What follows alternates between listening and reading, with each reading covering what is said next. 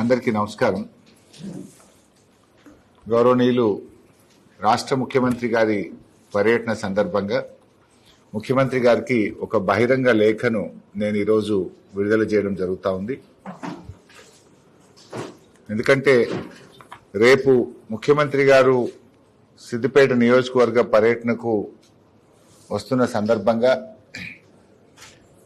రేవంత్ రెడ్డి గారు ఈ నియోజకవర్గానికి చేసినటువంటి ద్రోహాన్ని, ఈ నియోజకవర్గంలో కొనసాగుతున్నటువంటి పనులను రద్దు చేసినటువంటి తీరును అన్ని కూడా ఈ లేఖలో వివరంగా చెప్పడం జరిగింది. రేవంత్ రెడ్డి గారు రేపు సిద్దిపేట నియోజకవర్గానికి వస్తున్న క్రమంలో కొన్ని అభివృద్ధి కార్యక్రమాలకు, ప్రారంభోత్సవాలకు ఆయన పెట్టుకున్నారు. అందులో ఒక్కటి కూడా ఈ ప్రభుత్వం వచ్చిన తర్వాత మంజూరు చేసింది కానీ ఈ ప్రభుత్వం ప్రతిపాదనలు పెట్టింది అయితే అంతకంటే లేదు. ఇవన్నీ కూడా మా ప్రభుత్వ హయాంలో ఆనాటి ముఖ్యమంత్రి కేసీఆర్ గారి ఆశీస్సులతో, స్థానిక బీఆర్ఎస్ నాయకత్వము, మేమందరం కలిసి ఎంతో శ్రమతో ఇవన్నీ కూడా నిర్మించుకోవడం జరిగింది, వీటిని ఇక్కడ తెచ్చుకోవడం జరిగింది. దానికి రిబ్బన్ కత్తిరియడానికి రేవంత్ రెడ్డి గారు వస్తా ఉన్నారు. అంటే మాదేమో శ్రమ ఫలితం, వారిదేమో శిలాఫలకాల ఫలితం. అంటే శ్రమ ఫలితం మాది, శిలాఫలకాల వంతేమో మీదైంది.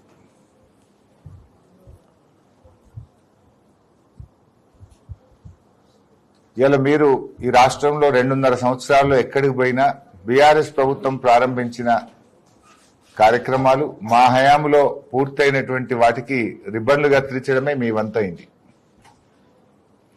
రేపు సిద్దిపేటలో ప్రారంభిస్తున్న ఆయిల్ పామ్ ఫ్యాక్టరీ 2021లోనే రాష్ట్ర ప్రభుత్వం జీవో ఇచ్చింది. 300 కోట్ల రూపాయలతోని ఈ ఫ్యాక్టరీని నాటి బీఆర్ఎస్ ప్రభుత్వం మంజూరు చేసింది, పనులు ప్రారంభించింది. సో ఆయిల్ పామ్ ఫ్యాక్టరీ ఈ ప్రాంతంలో రావడంలో కాళేశ్వరం ప్రాజెక్టు చాలా చాలా కీలకం.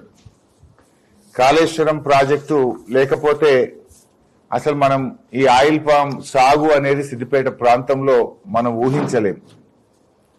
కాళేశ్వరాన్ని కూలేశ్వరం అన్న రేవంత్ రెడ్డి, ఆయన చేతుల మీదుగా ఈ ఆయిల్ పామ్ ఫ్యాక్టరీ ప్రారంభం అవడం అనేది శోచనీయం. అట్లీస్ట్ ఇప్పటికన్నా కళ్ళు తెరువు రేవంత్ రెడ్డి. కాళేశ్వరం కూలేశ్వరం కాదు, కాళేశ్వరం తెలంగాణకు వరం. నువ్వు నర్మెటలో ఏ ఆయిల్ పామ్ ఫ్యాక్టరీ ప్రారంభిస్తున్నావో ఆ ఆయిల్ పామ్ ఫ్యాక్టరీకి కూడా 20 కోట్ల లీటర్ల కాళేశ్వరం జలాలే ప్రతి సంవత్సరం ఇవ్వడం జరుగుతుంది. ఆ నర్మెట పక్కనే కెనాల్ పోతా ఉంది. అక్కడ దాకా పోయి నెత్తి మీద నీళ్లు జల్లుకొని నీ పాప పరిహారం చేసుకో. ఆ రోజుల్లో మేము కాళేశ్వరం ప్రాజెక్ట్ కట్టేటప్పుడు మల్లన్న సాగర్ను అడ్డుకోవడానికి 2 రోజులు నువ్వు అడ్డం పండుకున్నవాడా. నువ్వు అడ్డం పండుకున్నా, హైకోర్టులో కేసులు వేసినా, ప్రాజెక్టును నువ్వు ఎన్ని రకాలుగా అడ్డుకోవాలని ప్రయత్నం చేసినా, మొక్కవోని దీక్షతో ఆ రోజు మేము ఈ ప్రాజెక్టులు పూర్తి చేసినాం. ఈ జిల్లా రైతాంగానికి కాళేశ్వరం జలాలు అందించిన ఘనత బీఆర్ఎస్ ప్రభుత్వంది, కేసీఆర్ గారిది. అడ్డం పండుకున్నది నువ్వు, కాళేశ్వరం అడ్డుకున్నది నువ్వు, కోర్టుల్లో కేసులు వేసింది మీరు. కానీ మొక్కవోని దీక్షతో ఈ ప్రాజెక్టు పూర్తి చేసినాం. ఇవాళ ఈ ప్రాంతంలో ఆయిల్ పామ్ సాగైతుందంటే, ఇవాళ ఈ ప్రాంతంలో ఆయిల్ పామ్ ఫ్యాక్టరీ వచ్చిందంటే, రైతులు బంగారం లాంటి పంటలు పండిస్తున్నారంటే ఇదంతా కాళేశ్వరం ప్రాజెక్టు వల్లే. ఇప్పటికైనా చిల్లర మాటలు మానుకో. ఇవాళ అర్థమైందా? నిన్నటిదాకా కాళేశ్వరం కూలేశ్వరం అన్నావు. ఇవాళ నువ్వు ఆ కాళేశ్వరం జలాల మీద పండిన పంటకు, కాళేశ్వరం జలాల మీద పెట్టిన ఫ్యాక్టరీకి నీ చేతుల మీదుగా రిబ్బన్ గా తీస్తున్నావు. ఇప్పటికైనా స్టోరీ తెచ్చుకో. అయితే నేను ఇందాక ఒక మాట చెప్పడం జరిగింది. ముఖ్యంగా మాదేమో శ్రమ ఫలితం, మీదేమో శిలాఫలకం. ఎందుకు ఈ మాట అన్నా అంటే, ఆయిల్ పామ్ ఫ్యాక్టరీ 300 కోట్లతో మంజూరు చేయడానికి చాలా శ్రమపడ్డాం. కాళేశ్వరం జలాల కోసం భూసేకరణలో గాని, ప్రాజెక్ట్ నిర్మాణంలో గాని ఎంతో శ్రమపడ్డాం. మొక్కలు తెప్పించి ఒక్కొక్క రైతును ఒప్పించి మెప్పించి మా నాయకులందరితో కూడా ఇక్కడ ఉన్న వాళ్ళందరితో కూడా కాలుష్యం నేను ఆయిల్ పామ్ మొక్కలు పెట్టించాను. ఆ రోజు రైతుల్లో భరోసా కల్పించాం. మొక్కలు పెట్టించడంలో కానీ అదేవిధంగా కాళేశ్వరం ప్రాజెక్టు పూర్తి చేయడంలో కానీ ఆయిల్ పామ్ ఫ్యాక్టరీకి అవసరమైన 62 ఎకరాల భూమిని కూడా సేకరించి ఆ రోజు అక్కడ వారికి అప్పచెప్పాము. ఆ రోజు శ్రీకాంత్ రెడ్డి ఎంపీపీగా ఉండే అక్కడ అప్పుడు మా సర్పంచ్ మేమందరం కష్టపడి 62 ఎకరాలు భూమి సేకరించి ఆయిల్ పామ్ కంపెనీకి టీజీఐఐసి ద్వారా ఆ భూములు కేటాయించాం. తర్వాత LSM 9 కెనాల్ పొడిగించి అక్కడ ఒక వాటర్ పాండ్ 20 కోట్ల లీటర్ల నీళ్లు పట్టే పాండ్ కూడా నిర్మించి నీళ్లు కూడా అందించాం. అడుగడుగున ఆ ప్రాజెక్టు నిర్మాణంలో ఆయిల్ ఫామ్ ఫ్యాక్టరీ రావడంలో అణువణువున కూడా దాంట్లో కృషి చేశాం. ఇవాళ ఇండియాలో ది బెస్ట్ ప్లాంట్, ఆ టెక్నాలజీని మలేషియన్ టెక్నాలజీ వాడాలని, జీరో లిక్విడ్ డిశ్చార్జ్ ఉండాలని, దానికి అవసరమయ్యే విద్యుత్తు దాని వ్యర్థాల నుంచి ఆ ఫ్యాక్టరీలోనే విద్యుత్ ప్లాంట్ పెట్టాలని, అదేవిధంగా రిఫైనరీ కూడా పెట్టాలని ఇవన్నీతో కూడిన DPR ను ఆనాటి ప్రభుత్వం ఆమోదించింది. The best plant in the country అంటే ఎంతో ముందు చూపుతోని ఈ ఫ్యాక్టరీకి ఆ రోజుల్లో మేము రూపకల్పన చేశాం. అది ఈరోజు మీరు ప్రారంభిస్తున్నారు. అందుకే అన్నాను మాది శ్రమ ఫలితం మీది శిలాఫలకం అని. సో ఆయిల్ పామ్ ఫ్యాక్టరీ 300 కోట్ల నిర్మాణంలో ఆయిల్ పామ్ పంట ఈ ప్రాంతానికి రావడంలో అది బీఆర్ఎస్ ప్రభుత్వం చేసినటువంటి కృషి. రెండవది ఒక 4 భవనాలు ఈరోజు రేవంత్ రెడ్డి గారు ప్రారంభిస్తున్నారు. ఈ 4 నేను ఆరోగ్య శాఖ మంత్రిగా ఆ రోజు మంజూరు చేసి నిర్మాణం పూర్తి చేసినాయి. ఒకటి సెంట్రల్ డ్రగ్ స్టోర్, ఆసుపత్రులకు ఇచ్చే మందులు హైదరాబాద్ నుంచి రావాలంటే ఆలస్యం అవుతుందని ఆ సెంట్రల్ డ్రగ్ స్టోర్ సిద్దిపేటలోనే పెట్టాలని నిర్మించినాం. సెంట్రల్ డ్రగ్ స్టోర్ అక్కడ పోయింది. 2 సంవత్సరాల నుంచి సెంట్రల్ డ్రగ్ స్టోర్ పనిచేస్తుంది, అక్కడే పనిచేస్తుంది. దానికి పలికేసుకుంటుండే ఇవాళ. ఈ సెంట్రల్ డ్రగ్ స్టోర్ అనేది మరి 3,60,00,000తో నిర్మాణం అయిపోయి 2 సంవత్సరాల నుంచి అక్కడ ఫంక్షన్ చేస్తుంది. ఆల్రెడీ అందులో డ్రగ్ స్టోర్ పోయింది, పనిచేస్తుంది. దానికైనా పలికేసుకుంటుండే ఇవాళ. ఇక రెండవది ఆయుష్ హాస్పిటల్. ఈ ఆయుష్ హాస్పిటల్ అనేటువంటిది ఆ రోజు నేను దీన్ని ఆరోగ్య శాఖ మంత్రిగా ఉన్నప్పుడు ఈ ఆయుష్ హాస్పిటల్ ని మంజూరు చేయడం జరిగింది. ఈ ఆయుష్ హాస్పిటల్ దాదాపు 25 కోట్ల రూపాయలతోని మంజూరు చేశాం. ఆల్రెడీ ఆయుష్ హాస్పిటల్ పూర్తయింది, అక్కడ ఓపీ నడుస్తా ఉంది. దానికి నువ్వు పలికేసుకుంటున్నావు, ఇవాళ శిలా పలికేసుకుంటున్నావు. దానికి ఇంకా పూర్తి స్థాయి సిబ్బంది నియామకం చేయలే, నువ్వు దాన్ని ఫుల్లీ ఫంక్షనల్ చేయలే, దాన్ని ఏమీ పట్టించుకోలే, కానీ పలక మాత్రం వేసుకుంటున్నావు. నడుస్తున్న దానికి పలికేసుకుంటున్నావు ఆయుష్ హాస్పిటల్కు. ఇంకొక 2 PHCలు. ఆ రోజు నేను ఆరోగ్య శాఖ మంత్రిగా ఉన్నప్పుడు వాగవతల గ్రామాల్లో కూడా ఒక ఆసుపత్రి ఉండాలి, అక్కడ ప్రజలకు ఆరోగ్య కేంద్రం ఉండాలని చెప్పి ఒక ప్రైమరీ హెల్త్ సెంటర్ను గట్లమల్యాల గ్రామంలో 1,43,00,000తో మంజూరు చేసి పూర్తి కూడా చేశాం. ఎన్నికల కోడ్ రావడం వల్ల నేను ప్రారంభం చేయలేదు. ఆల్రెడీ డాక్టర్ అపాయింట్ అయినరు, అది ఫంక్షనల్ ఉంది, ఆ ఊర్లో నడుస్తున్నది. దానికి పలికేసుకుంటున్నాం. మరొకటి మా మున్సిపల్ చైర్మన్ మంజులా రాజనర్స్ గారు కోరితే అర్బన్ ప్రైమరీ హెల్త్ సెంటర్ ఒకటి టౌన్ లో మంజూరు చేశాం. 1,43,00,000 రూపాయలతో urban primary health centre sanction చేసిన ఆ రోజు ఆరోగ్య మంత్రిగా నేను శాంక్షన్ చేసిన, అది నిర్మాణం అయిపోయింది. దానికి పలికేసుకుంటున్నాం. ఈ 4 పనులు ఆనాడు ఆరోగ్య శాఖ మంత్రిగా నేను మంజూరు చేసి పనులు పూర్తి చేస్తే పలకలేసుకుంటున్నాడు. అంతకుమించి నువ్వు చేసింది అయితే ఏమీ లేదు. ఆయిల్ పామ్ ఫ్యాక్టరీ పెద్దలు కేసీఆర్ గారి ఆశీస్సులతో మొక్కలు గాని, ఫ్యాక్టరీ గాని, కాళేశ్వరం జలాలు గాని అన్ని కేసీఆర్ గారి ఆశీస్సులతో ఆనాడు మా ప్రభుత్వం చేసిందే. ఇకపోతే జిల్లా జైలు 78 కోట్ల రూపాయలతో ఒక అద్భుతమైన జైళ్లు సిద్దిపేటలో నిర్మించాం. మేము ఆలయాలు నిర్మించాం, విద్యాలయాలు నిర్మించాం, రిజర్వాయర్లు నిర్మించాం, రహదారులు నిర్మించాం. ఆసుపత్రులు నిర్మించాం, జైలు కూడా నిర్మించాం. ఆ రోజు నా ఆలోచన ఏముండే అంటే ఆర్డీఓ ఆఫీస్ దగ్గర జిల్లా జైలు ఉంది, ఆ స్థలము మున్సిపాలిటీకి ఇవ్వాలని, భవిష్యత్తులో మున్సిపాలిటీ పెరుగుతూ ఉంది కనుక మున్సిపల్ ఆఫీస్ సరిపోతలేదు, అక్కడ ఒక మంచి షాపింగ్ కాంప్లెక్స్, మున్సిపల్ ఆఫీస్ కూడా ఎక్స్టెన్షన్ కట్టాలని చెప్పి జిల్లా జైలు కూడా సరిపోక అప్పుడప్పుడు ఖైదీలను కరీంనగర్ కు చెర్లపల్లికి పంపుతా ఉన్నారు అని నేను కేసీఆర్ గారి దృష్టికి తీసుకుపోయి 78 కోట్లు జైలుకు మంజూరు చేయించాం. అసలు ల్యాండ్ దొరకలేదు. అప్పుడున్న మా ఎన్సాన్పల్లి సర్పంచ్ గారు, ఎంపీటీసీ గారు వాళ్ళందరినీ పిలిచి బతిలాడి అప్పుడున్న ఎంఆర్ఓ, ఆర్డీఓ, కలెక్టర్, మా సూడా చైర్మన్ రవీందర్ రెడ్డి వీళ్ళందరం కూడా కష్టపడి ఆ 30 ఎకరాలు అక్కడ భూమిని సేకరించి మేము జిల్లా జైలుకి ఇచ్చాం. ఆ భూసేకరణకు ఎంతో కష్టపడ్డాం. 30 ఎకరాల భూమి సేకరించి మేము ఆ జిల్లా జైలుకి ఇచ్చి 78 కోట్లు మంజూరు చేయించి కట్టించింది మేము, శిలాపలకేసుకుంటున్నది మీరు.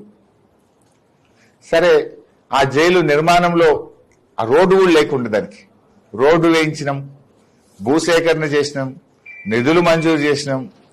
ఇప్పుడు 2 ఏళ్ళైంది అది పూర్తయి. 2 ఏళ్ల నుంచి నువ్వు రాక ఇనాగ్రేషన్ కు టైం ఇయ్యాక 2 ఏళ్ల తర్వాత నువ్వు అది కూడా నరమెట్టలు కూర్చొని దానికి ఆన్నే పలికేసుకుంటున్నావు. ఆ పలక తెచ్చి ఫిట్ చేసుకుంటావు. సరే చేసుకో, నాకేమీ జలసీ లేదు. నువ్వు ముఖ్యమంత్రి చేసుకుంటే చేసుకో, దానికేం అభ్యంతరం కూడా లేదు. కానీ శ్రమ ఎవరిది, పలకం ఎవరిది అనేది నేను చెప్పే ప్రయత్నం చేస్తున్నా. శ్రమ ఎవరిది, శిలాఫలకం ఎవరిది? ఇలా ఆయిల్ పామ్ ఫ్యాక్టరీ అయినా, జిల్లా జైలు అయినా, ప్రైమరీ హెల్త్ సెంటర్లు అయినా, ఆయుష్ హాస్పిటల్ అయినా, టీఎస్ఎంఐడిసి సెంట్రల్ డ్రగ్ స్టోర్ అయినా ఇవన్నీ మా ప్రభుత్వ హయాంలో మంజూరు చేసి పూర్తయినాయి. అండర్ గ్రౌండ్ డ్రైనేజ్ కూడా మా ప్రభుత్వమే ఇచ్చింది. ఆ రోజు ఆర్థిక శాఖ మంత్రిగా దీని ఎక్స్టెన్షన్ కోసం కూడా నేనే ఆ రోజు ప్రతిపాదనలు తయారు చేసి ఫైనాన్స్ డిపార్ట్మెంట్ నుంచి అమృత్ స్కీమ్ లో ఫేజ్ 2 కింద కేంద్ర ప్రభుత్వానికి ప్రతిపాదనలు పంపాం. అన్ని లెటర్లు ఉన్నాయి. ఆ రోజు పంపిన డిపిఆర్ గాని, నా లెటర్ గాని, నేను మంత్రిగానే ఆ రోజు తయారు చేసి పంపినటువంటి అన్ని డాక్యుమెంట్స్ కూడా నా దగ్గర ఉన్నాయి. అవసరమైనప్పుడు బయట పెడతా. అన్ని పంపించి extension of under ground drainage కూడా మేము మంజూరు చేసిందే. దానికి కూడా నువ్వు సరే మీ ప్రభుత్వం వచ్చినాక కేంద్రం క్లియర్ చేస్తే దానికి పలికేసుకుంటున్నావు, అభ్యంతరం లేదు, వేసుకోండి. కానీ నేను అడగదలుచుకున్నది ఏంటంటే, ఇలా కనబడ్డ దేవుడి మీద ఎలా ఒట్టు పెట్టినావు నువ్వు. రైతు రుణమాఫీ 15 ఆగస్టు కల్లా పూర్తి చేస్తానని. మా కొమరెల్లి మల్లన్న మీద ఒట్టు పెట్టినావు, మా ఏడుపాయల అమ్మవారి మీద ఒట్టు పెట్టినావు, మా మెదక్ చర్చి మీద ఒట్టు పెట్టినావు. మరి ఈ రోజుకు రుణమాఫీ పూర్తి కాలేదు. ఇవాళ నువ్వు ఏ గ్రామానికైతే నర్మెట గ్రామానికి వెళ్తున్నావో ఆ నర్మెట గ్రామంలో కూడా ఇప్పటికీ ఇంకా రుణమాఫీ పూర్తి కాలేదు. ఇవాళ మా నర్మెట గ్రామంలో గాని సిద్దిపేట నియోజకవర్గంలో చూసినట్టయితే ఇప్పటికీ 22,819 మంది రైతులకు 300 కోట్ల రూపాయల రుణమాఫీ బకాయి పడ్డవు. దేవుని మీద ఒట్టుపెట్టి రుణమాఫీ చేయకుండా రైతుల్ని మోసం చేసినటువంటి మోసగాడు రేవంత్ రెడ్డి. నువ్వు ఇవాళ సిద్దిపేట నియోజకవర్గంలో 300 కోట్ల రూపాయల రుణమాఫీ పెండింగ్ లో ఉంది. దేవుళ్ల మీద ఒట్టుపెట్టి చెప్పినావు. సిద్దిపేట పాత బస్టాండ్ కాడ మీటింగ్ పెట్టినప్పుడు కూడా రుణమాఫీ పూర్తి చేసుకునే వస్తా సిద్దిపేటకు అన్నావు. మరి ఏ మొహం పెట్టుకొని వస్తున్నావు? అయిందా రుణమాఫీ? ఒక నర్మెట గ్రామంలోనే ఎంతమంది ఉన్నారు శ్రీకాంత్? ఎంతమందికి కావాలి అని ఒక క్వశ్చన్ అడిగినా. 350 మందికి ఒక నర్మెట గ్రామంలో ఎక్కడైతే ఆయిల్ పామ్ ఫ్యాక్టరీ ఉందో ఆ గ్రామంలోనే ఇంకా 350 మందికి రుణమాఫీ కాలేదు. సిద్దిపేట నియోజకవర్గంలో 22,819 మందికి కాలేదు. మా నియోజకవర్గంలో రుణమాఫీ అయింది 48%, కానటువంటి రైతులు 52%. దేవుడి మీద ఒట్టుబెట్టి రుణమాఫీ చేయని రేవంత్ రెడ్డిని ఏమనాలో నాకైతే అర్థం కావట్లేదు. సో చెయ్యి, రుణమాఫీ చేయమని నేను కోరుతా ఉన్నా. 3 పంటలకు రైతు బంధు ఎగ్గొట్టినావు. మరి ఏ పంటకు రైతు బంధు ఇస్తున్నావు? ఇప్పుడు రేపు ఇస్తా అన్నావు, సంతోషం, ఇవ్వండి. కానీ మీరు 3 పంటలకు రైతు బంధు ఎగ్గొట్టారు. 2024-25 ఖరీఫ్ ఎగ్గొట్టినారు. రబీలో 3 ఎకరాల వరకే ఇచ్చారు. ఇప్పుడు ఈ పంట రబీకి కూడా ఇంతవరకు రైతు బంధు రాలేదు. మరి 3 పంటలకు మీరు రైతు బంధు ఎగ్గొట్టారు. ఏ పంటకు రైతు బంధు ఇస్తున్నారు? దయచేసి 3 పంటలకు కూడా ఇచ్చిన మాట ప్రకారంగా జీవో ప్రకారంగా బకాయి పడ్డ 3 పంటల రైతు బంధు నిధులు విడుదల చేయాలని చెప్పి రైతుల పక్షాన, రాష్ట్రంలోని అందరూ రైతుల పక్షాన, మా సిద్దిపేట రైతుల పక్షాన డిమాండ్ చేస్తా ఉన్నా. మూడోది, కాంగ్రెస్ మేనిఫెస్టోలో బడ్జెట్ ప్రసంగంలో పంటల బీమా చేస్తామని ఊదరగొట్టారు. 2.5 ఏళ్లైంది పంటల బీమా అయిందా? పంటల బీమా చేయపోతివి వడగళ్ల వాన వల్ల, తుఫాను వల్ల నష్టపోయిన రైతులకు ₹1 ఆర్థిక సాయం చేయలేదు. మా దగ్గర 3 సీజన్లలో వడగళ్ల వాన వల్ల పంటలు దెబ్బతిన్నాయి. 2024 ఏప్రిల్, 2025 ఏప్రిల్, మధ్యలో వర్షాకాలంలో కూడా తుఫాను వల్ల, అధిక వర్షాల వల్ల పంటలు దెబ్బతిన్నాయి. ఎన్యూమరైజేషన్ చేసి ప్రభుత్వానికి పంపించాం. ఈ వడగళ్ల వానతో నష్టపోయిన సిద్దిపేట రైతులకు, రాష్ట్ర రైతులకు కూడా తక్షణమే నిధులు విడుదల చేయాలని రైతుల పక్షాన నేను డిమాండ్ చేస్తా ఉన్నా. దేవుడి మీద ఒట్టుబెట్టి రుణమాఫీ మాట తప్పినావు, ఎన్నికల్లో ఊదరగొట్టి రైతు బంధు ఎగ్గొట్టినావు 3 పంటలకు. వడగళ్ల వాన, తుఫాను వల్ల నష్టపోయిన రైతులకు కూడా నష్టమైన ఇంతవరకు నయా పైసా ఇవ్వలేదు. వాటికి తక్షణమే నిధులు విడుదల చేయాలని చెప్పి నేను కోరుతా ఉన్నా. రేవంత్ రెడ్డి గారు ప్రభుత్వం వచ్చిన తర్వాత ఒక్క పని కూడా సిద్దిపేట నియోజకవర్గంలో కొత్తగా మంజూరు చేసింది లేదు. కానీ ఇవాళ మా పనులు రద్దు చేశారు. సరే, మేము కష్టపడ్డాం, భూమి సేకరించినాం, నీళ్లు తెచ్చినాం, మంజూరు తెచ్చినాం, పనులు పూర్తి చేసినాం. నువ్వు పలకలు వేసుకుంటున్నావు, పర్వాలేదు వేసుకో. కానీ మీరు ముఖ్యమంత్రి అయిన తర్వాత మా సిద్దిపేటలో 1,070 కోట్ల రూపాయల పనులు రద్దు చేశారు. ఆన్ గోయింగ్ పనులు అర్ధాంతరంగా ఆపివేశారు, మధ్యలో నిలిపివేశారు.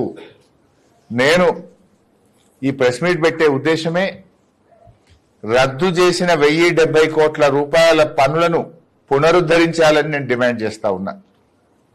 మేం చేసిన పనులకు పలకలు వేసుకుంటున్నావు, వేసుకో. మాది శ్రమ ఫలితం, నీది పలకలు ఫలితం. నాకేమీ బాధ లేదు. ప్రజలకు అందుబాటులోకి వస్తే చాలు. నా కష్టం ఫలించింది, ఇలా ప్రజలకు అందుబాటులోకి వచ్చింది. I'm happy with that. పలక ఉంటేంది, లేకపోయింది. ప్రజల మనో పలకల మీద మా పేరుంది. శిలాపలకం మీద నీ పేరు ఉండొచ్చు, కానీ ప్రజల మనోఫలకల మీద ఇది ఎవరు కట్టిండ్రు ఆయిల్ పామ్ ఫ్యాక్టరీ అంటే హరీష్ రావు గారు, బీఆర్ఎస్ ప్రభుత్వం, కేసీఆర్ గారని ప్రజల మనోఫలకల మీద మా పేరుంది. శిలాఫలకాలతో నాకు వచ్చేది లేదు, పోయేది లేదు. కానీ నా ఆవేదన ఏంటంటే ఆనాడు బీఆర్ఎస్ ప్రభుత్వం మంజూరు చేసిన 1,070 కోట్ల రూపాయల పనులు మీరు రద్దు చేశారు, అర్ధాంతరంగా పనులు నిలిపివేశారు. తిరిగి వాటిని పునరుద్ధరించాలని నేను డిమాండ్ చేస్తా ఉన్నా. ప్రభుత్వ వెటర్నరీ కాలేజ్ ఆగిపోయింది, రంగనాయక్ సాగర్ టూరిజం ప్రాజెక్టు ఆగిపోయింది, కోమచ్చెరు శిల్పారామం అర్ధాంతరంగా ఆగిపోయి ఆ పనులు మిమ్మల్ని వెక్కిరిస్తా ఉన్నాయి. సిద్దిపేట నియోజకవర్గ ఔటర్ రింగ్ రోడ్ పనులు ఆగిపోయినాయి. తోర్నాలలో బీఎస్సీ అగ్రికల్చర్ ఆఫీస్ యొక్క భవనం ఆగిపోయింది, కాలేజ్ బిల్డింగ్ ఆగిపోయింది. బీఎస్సీ అగ్రికల్చర్ కాలేజ్ బిల్డింగ్ పనులు ఆగిపోయినాయి. మిట్టపల్లిలో ఎస్సీ గురుకుల రెసిడెన్షియల్ కాలేజ్ పనులు ఆగిపోయినాయి. మా స్పోర్ట్స్ స్టేడియం పనులు ఆగిపోయినాయి. 2 టౌన్ పోలీస్ స్టేషన్ భవనం, 3 టౌన్ పోలీస్ స్టేషన్ భవనం, సిద్దిపేట ఇల్లంతకుంట 4 లైన్ రోడ్, సిద్దిపేట కిష్టాపూర్ రహదారి, అదేవిధంగా మల్టీపర్పస్ ఆడిటోరియం, ఇక్కడే బ్లాక్ ఆఫీస్ చౌరస్తాలో integrated veg non veg market. ఈ పనులన్నీ మీరు రద్దు చేసినారు. ఈ పనులలో కొన్నిటిని మీరు కొడంగల్కి ఎత్తుకపోయినారు. సిద్దిపేట వెటర్నరీ కాలేజీ కలెక్టరేట్ పక్కనే హెలికాప్టర్లకు వెళ్ళి చూడు, పిల్లర్లు నిన్ను ఎక్కిరిస్తాయి. అర్ధాంతరంగా ఆగిపోయిన పనులు నిన్ను ఎక్కిరిస్తాయి. అది సగం పనులు అయినాక ఆ కాలేజీని నువ్వు కొడంగల్కి ఎత్తుకపోయినావు. ఇది ఒక ముఖ్యమంత్రికి చేసే పనే? ఏ మొహం పెట్టుకుని సిద్దిపేట వస్తున్నావు? నేను మీ వెటర్నరీ కాలేజీ సిద్దిపేటలో రద్దు చేసి కొడంగల్కి ఎత్తుకపోయినా చాలా గొప్ప పని చేసినా అని చెప్పడానికి వస్తున్నావా? మీ రంగనాయక్ సాగర్ టూరిజం ప్రాజెక్ట్ ఆపేసిన, మీ రింగ్ రోడ్ ఆపేసిన, మీ బీఎస్సీ అగ్రికల్చర్ కాలేజ్ బిల్డింగ్ రద్దు చేసిన, ఎస్సీ మహిళా రెసిడెన్షియల్ గురుకుల పాఠశాల భవన నిర్మాణం ఆపేసిన, మీ స్టేడియం పనులు ఆపేసిన, మీ 3 టౌన్ 2 టౌన్ పనులు ఆపేసిన, మీ చిన్న కోడూరు అల్లిపూర్ ఇల్లంతకుంట 4 లైన్ రోడ్ పనులు ఆపేసిన ఇవన్నీ నేను చేసిన గొప్ప ఘనకార్యాలని చెప్పడానికి వస్తున్నావా? నేను అడుగుతున్నది ఏంటంటే రద్దు చేసిన 1070 కోట్ల రూపాయల పనులను తిరిగి పునరుద్ధరించండి, ఆ పనులు కొనసాగింపజేయాలని మా నియోజకవర్గ ప్రజల పక్షాన్ని డిమాండ్ చేస్తున్నాం.